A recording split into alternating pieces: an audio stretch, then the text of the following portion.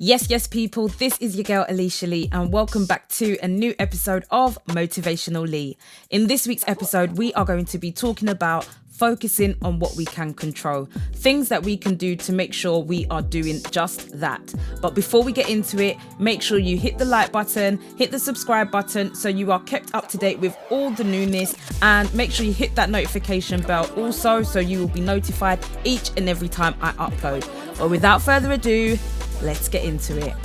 So I'm going to keep this one short and sweet, and I just want to give you guys a few things to think about in regards to focusing on what we can control.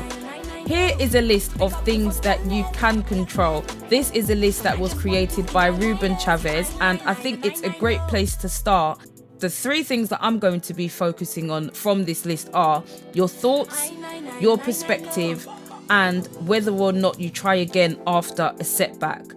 So on your thoughts, now some people would actually disagree and say that some thoughts can't be controlled, and I would have to admit I agree with that also, but at the same time there is things that we can do to make sure that we're focusing on the right things, because sometimes a thought may come into our head. It might not be the most positive thought, but it might lead us into a direction that may become more positive.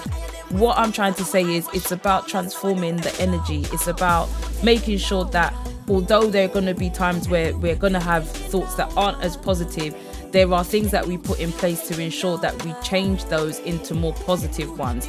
Or it might be a signal for us to change our way of thinking, and if we keep on having these types of thoughts, maybe we need to do a bit more work in terms of making sure that we're doing things that will lead us into a better direction and away from those thoughts into more positive ones. So your thoughts, sometimes you have to look at yourself as literally two people, because I think that the way that we treat our friends may not be necessarily the way we treat ourselves. And if we are a bit more kinder, then we wouldn't be as harsh. Sometimes, yes, we do need that harshness in order to get things done, but we also do need to be kind to ourselves and to each other in order for us to be progressing and moving in the right direction.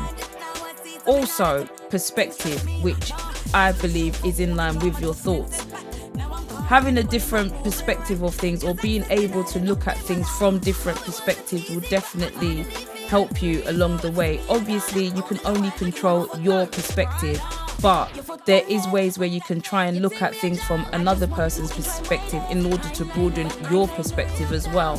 So it's about making sure that you're looking at things from different points of view, but always knowing that you're only in control of your perspective. You're not in control of how other people may perceive things. You can only control how you perceive things. So knowing that there's certain things that you won't let yourself get so upset about, especially when it comes to other people's opinions or thoughts or their perspective on things. The final thing would be whether or not you try again after a setback. And I think this one is important. It is something that you can control and that you need to remember you are in control of. It's very easy to think that other people and other factors are a part of it, and sometimes that can be the case, but at the end of the day, it is our responsibility for us to try and make sure that we're doing things in order for us to change our situation or be in a different place, or just to learn a new skill, just to do whatever we need to do, especially after we've tried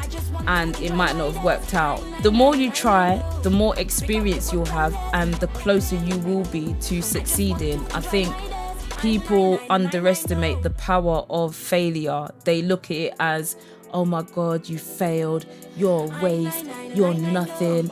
But it's the ones that are willing to try and that are brave enough to even dare to fail, or there's a likelihood that they can win as well, but you won't know unless you take that risk. And that is something that you can control. You are in control of your life, and I think a lot of us forget that.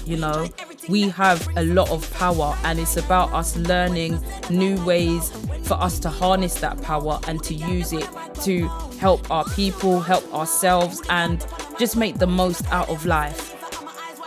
Just 3 things out of that list that I want you guys to think about: your thoughts, your perspective, and whether or not you try again after a setback. All of these are things that you can control.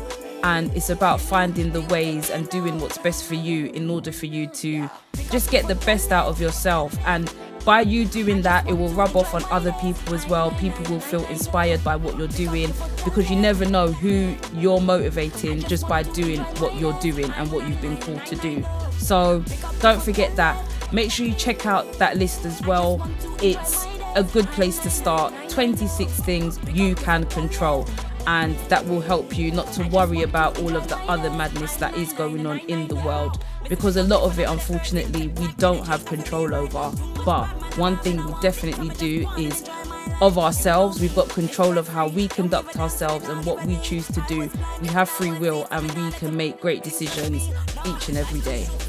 Anyway, guys, that's it for this video. Let me know what you think and leave your comments down below in regards to things you can control. And if there's any other things you can control that aren't on this list, drop them in the comments below, because you don't know who you are going to be helping with that.